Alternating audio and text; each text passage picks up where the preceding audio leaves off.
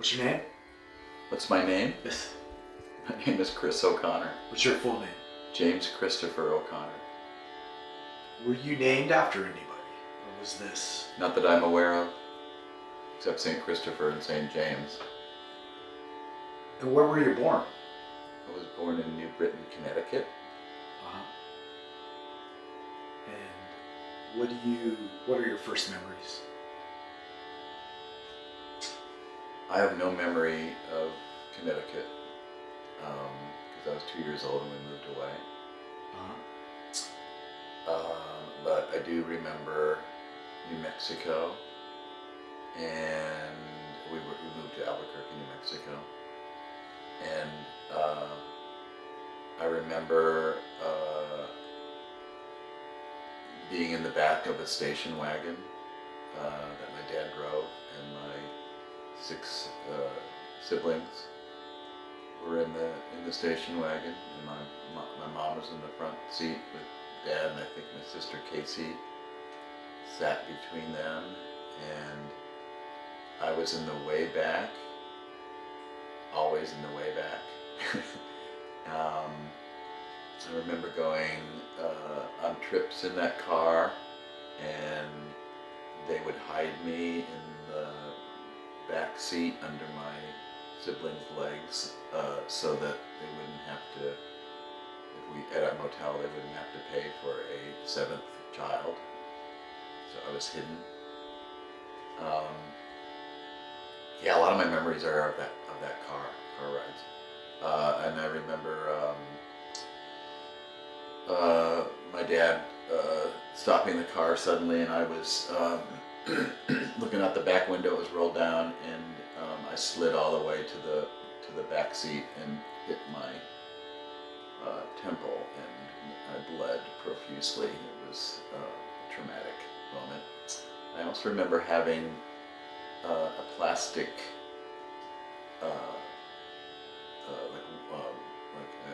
amphibious plane coming from. We would go to the officers club at the Sandia Air Force Base. My father was a honorary member, and we'd go swimming there, and I had this big floating plane, and as we were driving home, my brother stuck it out the window and teased me with it and dropped it.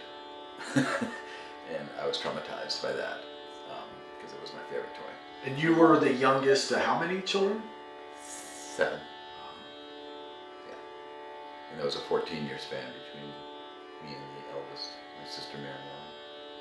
And then where were you? You were in Albuquerque, New Mexico?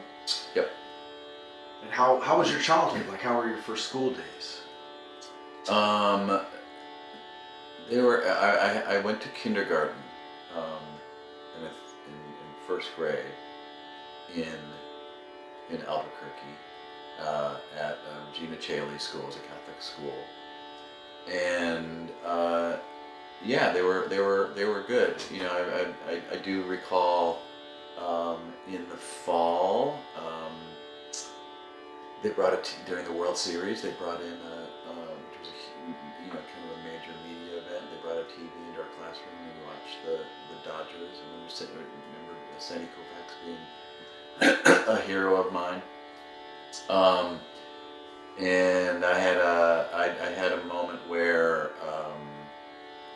my mother would pick me up from school, and I was waiting for her outside the school one day, and she was late, so I decided to walk home, which was probably a mile away from school, and I was like 6 years old, and my mom freaked out and called the police, and I was picked up along the side of the road by a cop, and I got to ride in a police car, and that was very exciting for me. And do you feel like you had or recall a happy childhood? Yeah, pretty much. I was teased a lot by my siblings because I was the youngest, but I think I absorbed that pretty well. My next eldest sibling was 4 years old, Casey, and so we were close, but she was still quite a bit older than me. But we remain really close siblings. She's my closest sibling, I would say. And so you tell us what you do. Pardon? What do you do? What's your profession? I'm a theater artist and a theater educator. And what was the first foray or indication that this would be your life path? Well, my father was the executive director of what was called a community chest in Albuquerque, which then evolved to be the United Way, which was basically a nonprofit organization which raised funds and many other nonprofit organizations were sort of under its umbrella. And so he was in the nonprofit world, social service world, so and I didn't realize this until I was an adult. So he was a fundraiser, and he was really good at that. He was a very gregarious kind of guy, and had a lot of interpersonal skills. And he used me. He made me kind of the mascot of the community chest. I think it was probably maybe one year where I was dressed up as Jiminy Cricket, and I would make sort of celebrity appearances and media appearances, and my picture was taken, and I was on billboards, and I thought that was like really cool. I got a lot of special attention, and I was maybe 4 years old. And I had this top hat and and the long waistcoat and spats. I looked like Jimmy Cricket. So I think that I think I enjoyed that attention. And then when we moved to Iowa, and I was maybe in second grade,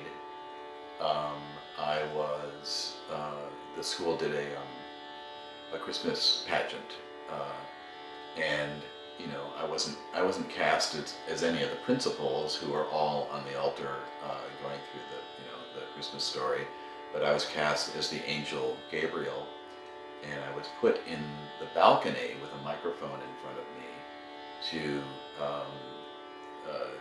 say the speech, "Fear not, for behold, I bring you good tidings of great joy." And in the dress rehearsal, this was the first time I was behind that mic, and I was behind the entire school population who were facing the altar, and all the other children who were in the pageant were on the altar, playing all the roles. And I said that speech in a very loud voice because I rehearsed it thinking I was not going to be on a microphone, and the sound jolted the entire audience, who kind of jumped up and turned around and looked at me, and I realized, oh my God, I have this power as a performer. I drew attention, and it was really exhilarating, and I think that experience had a lot to do with me wanting to be a performer. And in terms of this journey, who maybe at a little older age, who are like your heroes and inspirers? Like, who did you, as you grew up to select this path, who were some of the folks, either in your field, in your family, in your field, or in your community, or in popular culture that brought you towards this confidence that you could do this as a career in a life path? Well, my dad was an amateur actor. He dabbled in community theater, and although I never saw him perform, he was part of the lore of the theater. So I think that was something that I admired, even though it wasn't really role modeled until later in my life. When I was a teenager, he actually did some community theater that I got to see him perform. But by that time, I was sort of headed for that path. So I think that had something to do with it. And it wasn't until I was maybe in middle school and especially high school where I really, considered it as a path. And and I got into theater in high school, which really cemented that. Um, and in middle school, I made theater. I had a friend, and we produced the school talent show, and we wrote sketches, and so it was just something that I did. Um, and when I was in high school, um, I visited the Guthrie Theater. I would go on field trips at school to the Guthrie Theater, which was in Minneapolis, and it was about a 4-hour bus ride. And really going into that theater and seeing the spectacle of that theater and the artistry, I was, probably mid-teens, 15 or 16. That's when I considered, okay, I think this is my path. And at that time, I was also really into visual art. I love to, I love to sketch and I love to paint and did a little pottery. And so those were the two. Um, in high school, those were the okay. I'm going to either be a visual artist or I'm going to be a performing artist, an actor. And I decided then to be an actor. And this is this the late '60s or early '70s? This sort of emergence. Late '60s, early '70s. Yeah, I graduated from high school in 1973.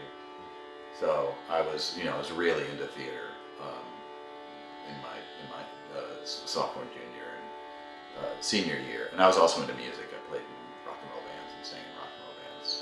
And did you feel, and feel free if this is too invasive or anything, but did you feel your connectivity, especially your father, strengthen because of this commonality that you both have as performers, even if he didn't, if he wasn't a professional actor, but he enjoyed the craft?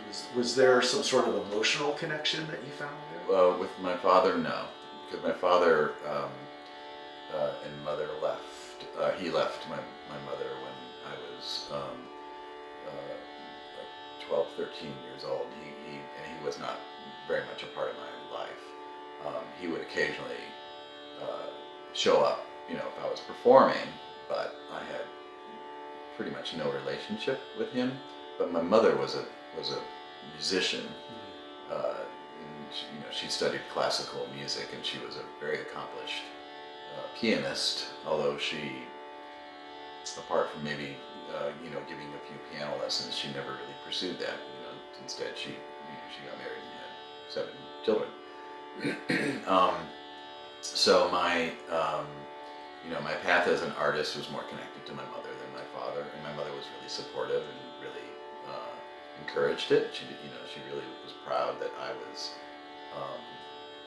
pursuing the arts. She was an art lover. She was a voracious reader.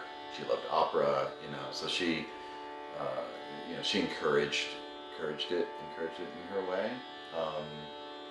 And I ended up actually going to college where she went to college and studied in the same buildings that she studied music. And where was that? That was Carnegie Mellon University in Pittsburgh. And where did your parents grow up? They grew up in the Pittsburgh area. Both of them. Yeah, my father grew up in Crafton, and my mother grew up in I think Sewickley, which is a suburb of Pittsburgh. And she went to Carnegie Mellon. He went to what's the name of the school? He went to college in Pittsburgh as well. And is there a story about how they met?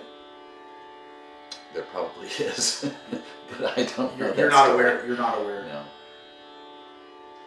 And how did their, as it's been some time, how did the dissolution of their marriage affect you as a young person? No, that's a really good question. They I don't remember them showing a lot of love and affection to each other. So I think I kind of grew up with them, sort of being distant and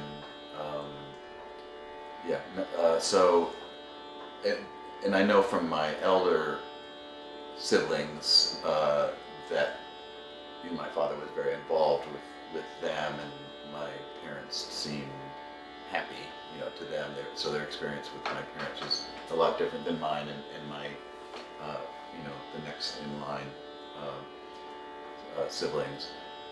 So when my dad left the house, it was, it didn't, I think I probably sublimated a lot of feeling, but it didn't affect me very much. It felt, even when he was there, it didn't feel like he was there. He was not a very present and active parent. So I was kind of numb to their separation.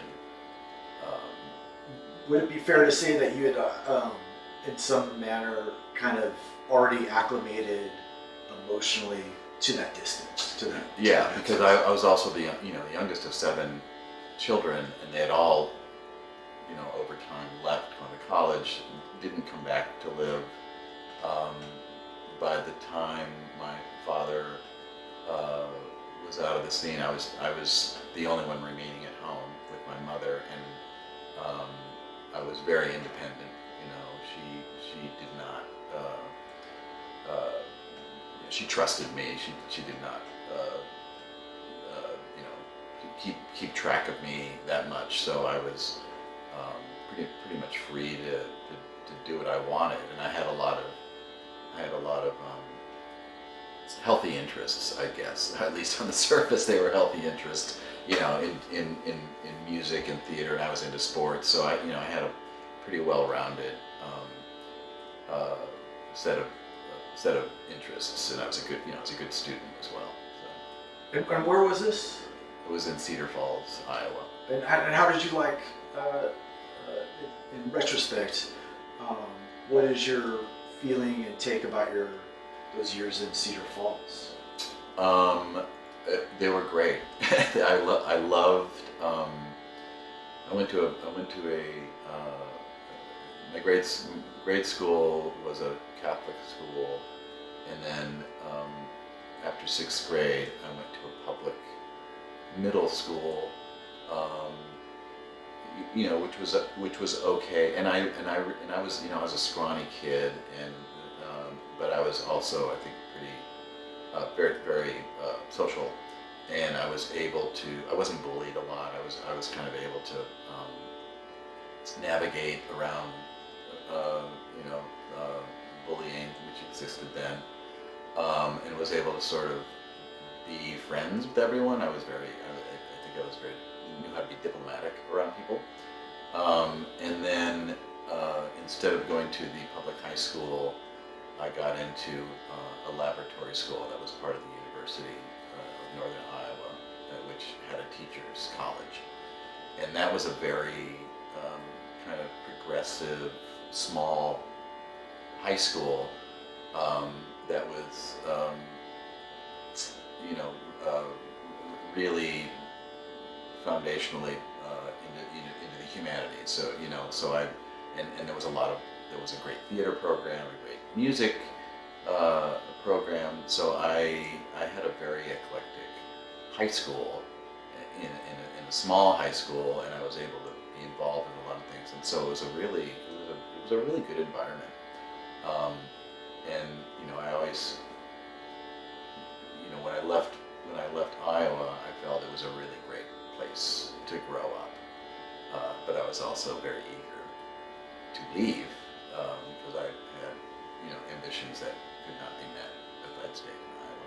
And did you have a favorite or a few favorite teachers or mentors that really made a strong impression in your journey? Yeah, there was the social studies teacher, Mr. Reichman. I loved him as a teacher. He political science and history, and then Mr. Butsier, we called him Mr. B, was the theater teacher, theater director, and yeah, I mean he was a huge influence on my life because I spent so much time in that theater. So he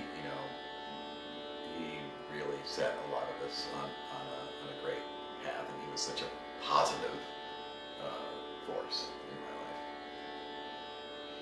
During that time, there's a lot going on in the world. What was your awareness or reaction to, there's the Vietnam War, there's the Civil Rights Movement, women's liberation, a lot of self-determination for a lot of cultural and social groups. Mm-hmm. And did that affect you? Were you aware of that? Very much. Yeah, it was kind of impossible in that time because everything was on the news, in terms of all of those issues. My parents were Democrats. They were liberals. We in terms of we lived in a very white community, but we were certainly taught that racism was morally wrong. I had a sister, my sister Kathy. Most of her boyfriends were non-white, and she would bring them home, and that was not an issue, and I found it really interesting.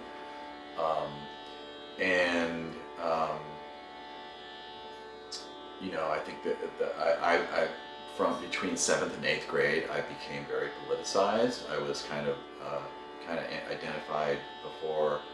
It was in the middle of the year. It was during Christmas break. I was, my closer friends were like athletes and jocks, and I had a neighbor named Steve Dunham, who I spent that entire Christmas break with, and we both had college-aged brothers who were politicized and kind of part of hippie culture, and we sort of pivoted during that that month really into more of a counterculture kind of view of the world, and so I really kind of changed my friend group to more artist like kids who were more politically aware and more leftist. So in high school,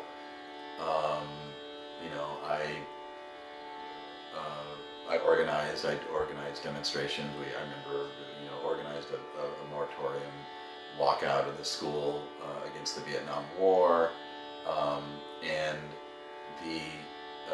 what was interesting about it is that the response from the school administration was they actually admired that, which was pretty cool.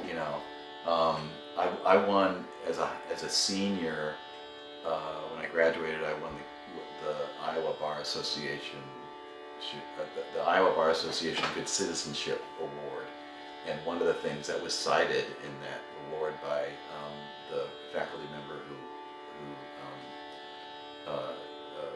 sort of oversaw that was that I had that my activism was good citizenship.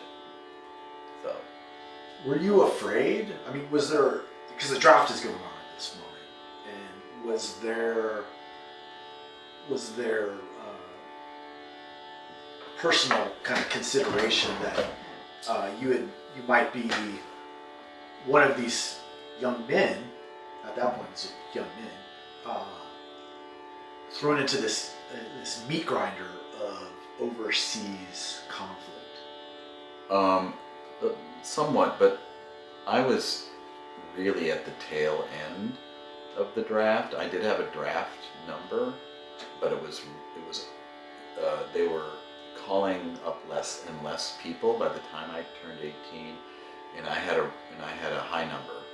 You know, they did a lottery, and my number was way up there. So I was never really concerned I was going to get drafted. I was concerned my brother was going to get drafted. He's 6 years older than me, and he got a medical deferment. So he got a medical deferment. Yeah. And if you would have gotten drafted, what would have been your response?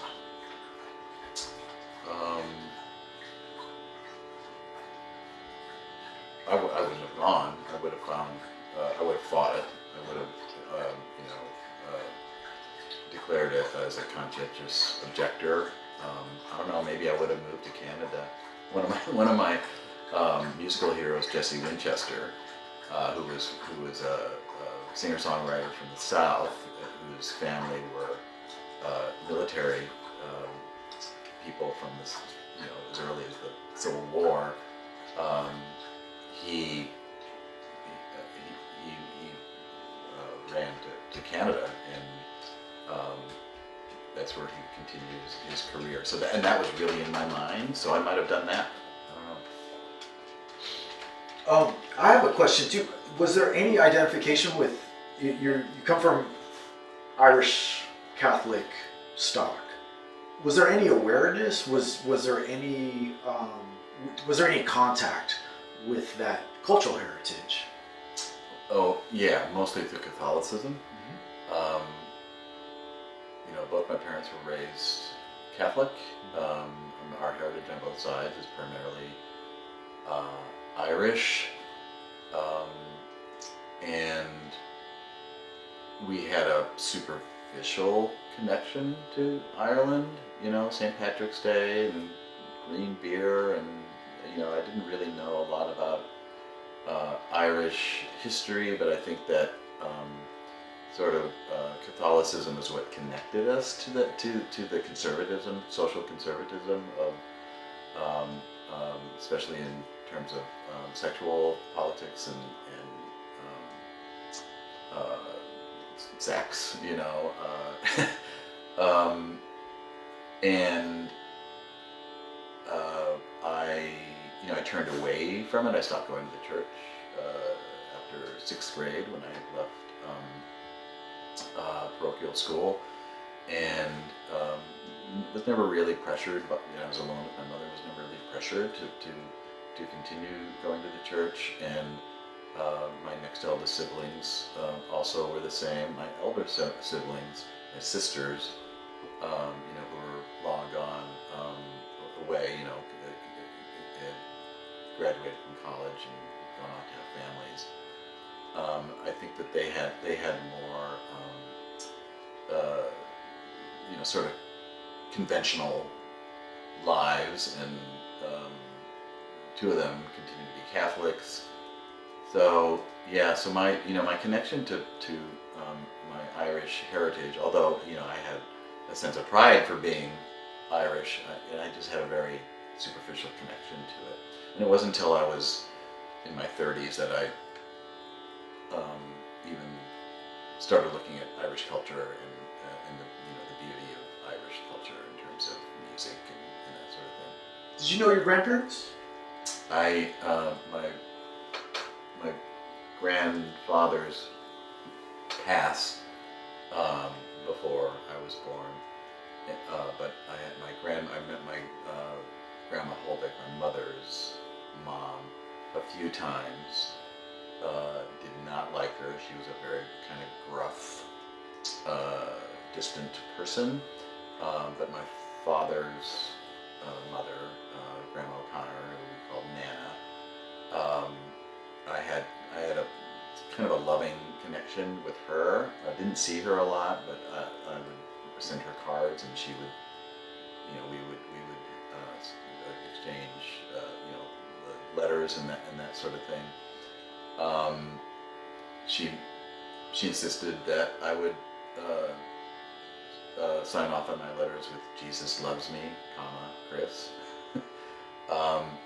And then when I was an adult, I encountered her, and she was she died. She was 96 when she died.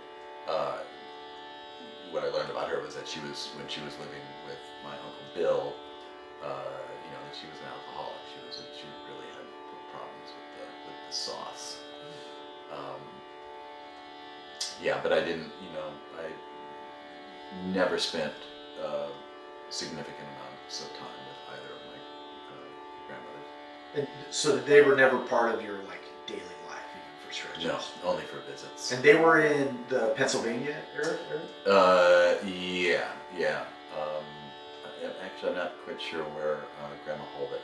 Grandma Holbeck might have been in Jersey because some of the Holbeck side of my mother's siblings ended up in Jersey. Where's this name Holbeck come from? Because that doesn't sound Irish. No, that is from what I understand is Alsace-Lorraine. It's a which is the area between France and Germany. So that's the Holbeck line comes from there. And that was from your grandfather. That was my grandfather, Joseph Holbeck. Yeah. And then last question for now. When you look back at those days and your upbringing, what are, in terms of a legacy, and what do you got? What were like the important lessons of that time? And I'm sure there are many, but what in your mind today? Like, what are some of the values that really affected you in terms of your upbringing? And I know that's very broad, but there's what I'm curious about is like what you thought is like very special about how you grew up and how it formulated you into the man you are today. Well, I think the lens that we had of Catholicism and Christianity, what shone through that was charity and compassion, and to do right for the poor, which I think is what Christianity really is about. So I think that we we received that as kind of foundational in as a family, as how we should practice in the world, which is great, because I think especially when you look at now and see how fundamental Christianity is really distorting so many things in the world. And the fact that my father worked at a social service agency that helped people in need and the poor, I think those were, even though I might not have been completely aware of it, I think that shaped who I am. When my dad left the scene, I think I shifted some of my attention in terms of a role model to my brother, who was, he was an anti-war activist. He was really into the labor movement. So I think those things, shaped my my political views, and the lens I saw the world in. And I was an artist, so I was surrounded by artsy kids too. In high school, I was encouraged to create all the time, and then I went to a performing arts school. So I think those really, those things really shaped me. I think being a theater kid, teaches you how to be a collaborator, how to think on your feet, how to solve problems. I think all those experiences,